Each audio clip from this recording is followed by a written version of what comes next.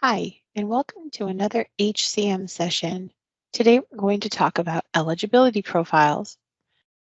Some of the things you're going to learn in this video are how to navigate to eligibility profiles, how to define eligibility profiles, understanding eligibility criteria, and viewing eligibility profile hierarchy. Let's go ahead and get started.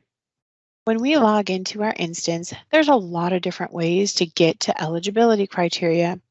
The easiest is probably going to go through setup and maintenance.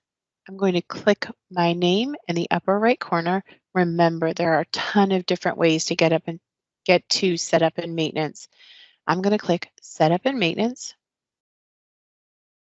And when I get to setup and maintenance, one of the things to keep in mind is that normally I have you go to setup, click the drop down area, and pick an area. But setup and maintenance covers a lot of different areas. And so does eligibility profiles. Eligibility profiles can be found in many different areas. And even though it's found in many different areas, it still takes you to the same spot. So you could do a lot of different things. You could actually search tasks here and just type in eligibility and click search, and it'll find all the different eligibility profiles. See, it can be found in different pieces. So I'm going to actually click on eligibility profiles here under workforce information. And workforce information tends to be one of the functional areas underneath each setup. So even though it's here, the eligibility profile is one of those things that spans across every module.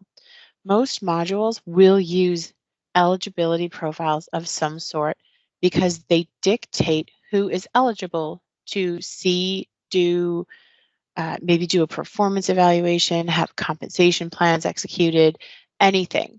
So eligibility profiles define who has the ability to be included in that group.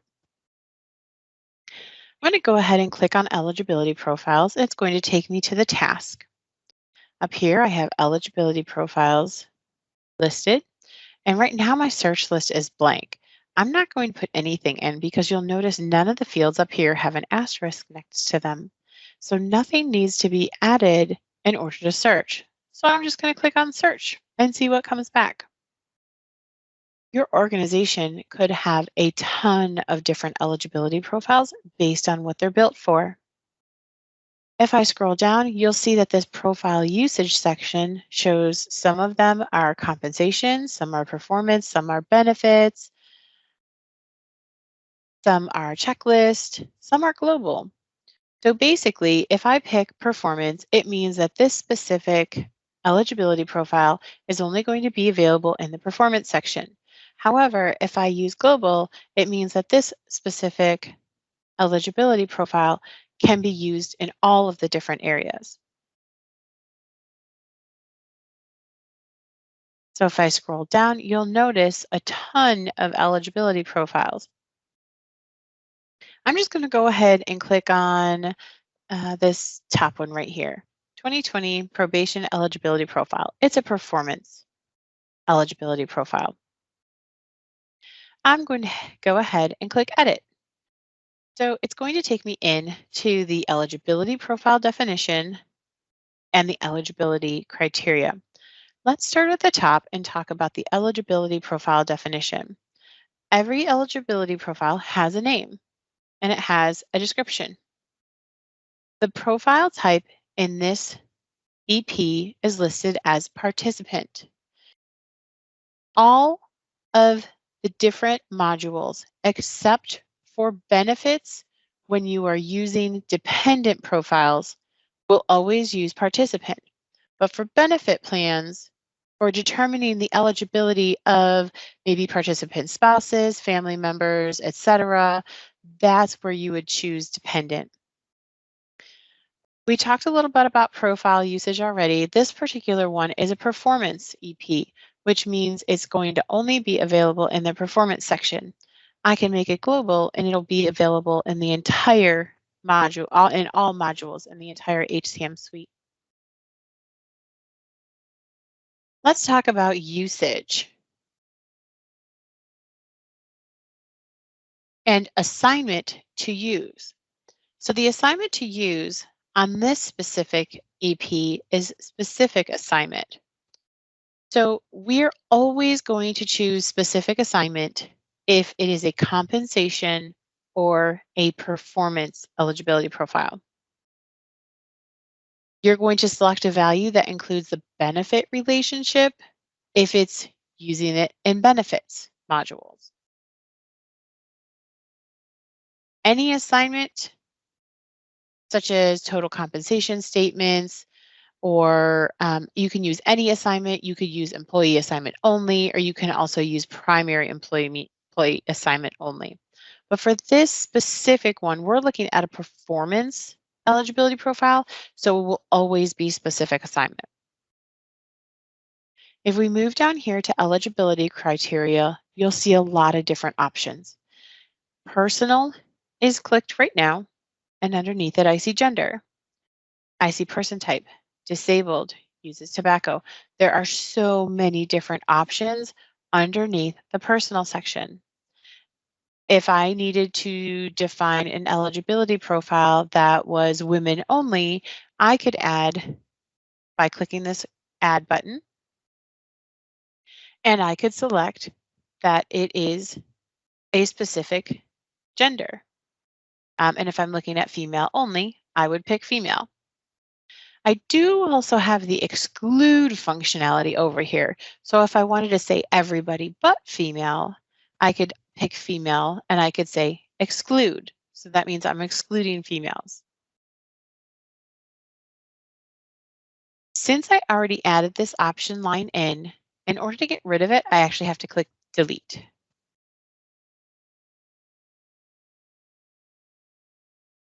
Now let's look at employment factors.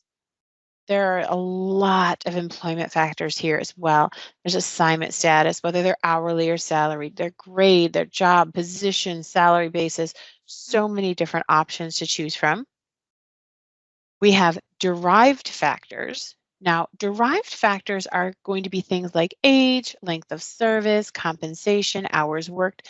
These are values that change. So if I look at age, my age is going to change every day.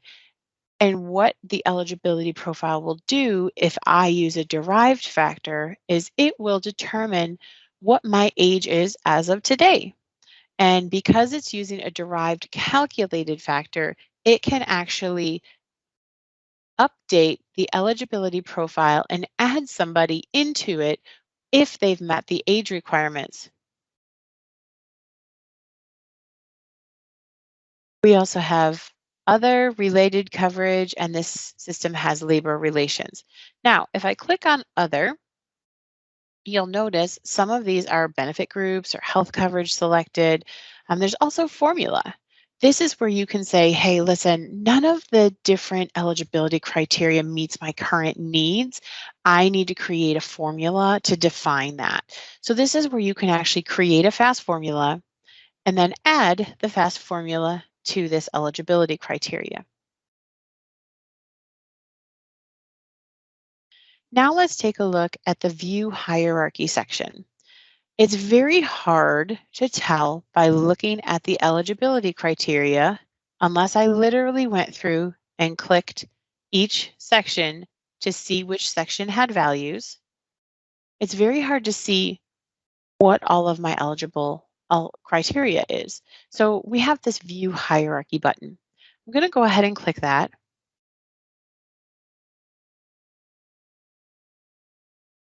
And now you'll see I have two different drop downs. I have my personal, which is person type and employee. And then I have employment. And if I expand that, probation period is greater than or equal to a certain number of months. These are the two different criteria that I have set in my eligibility profile. So I have personal, person type, and employee type. So if I go to personal, person type, and it will show the employee type underneath. And if I go to employment, probation period, employment, and I'm going to go to probation period, and I click on probation period, you'll see that there's a value here. So is greater than or equal to 1 month. So you can use the view hierarchy to tell me what different criteria is in this eligibility profile. Now, since we're looking at this from a performance perspective, in this particular session, we're going to actually go over in another session how to use the eligibility criteria and the eligibility profile attached to a performance or a goal plan, and then we can identify the people that fall into this eligibility profile. We'll be looking at that next, so stay tuned. Thanks for listening.